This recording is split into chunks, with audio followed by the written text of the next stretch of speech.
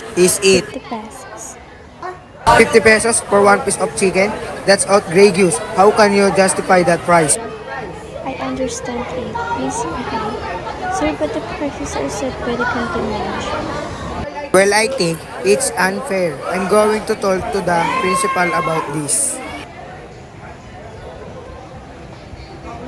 Good morning, principal. I just bought food from the canteen and I'm shocked at the price. 50 for one piece of chicken is too much.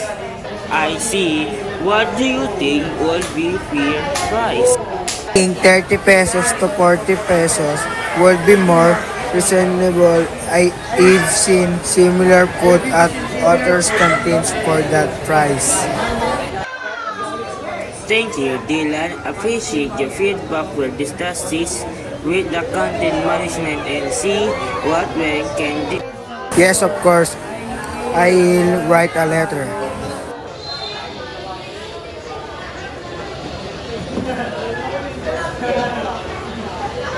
Oh, principal, I hope you can look into this.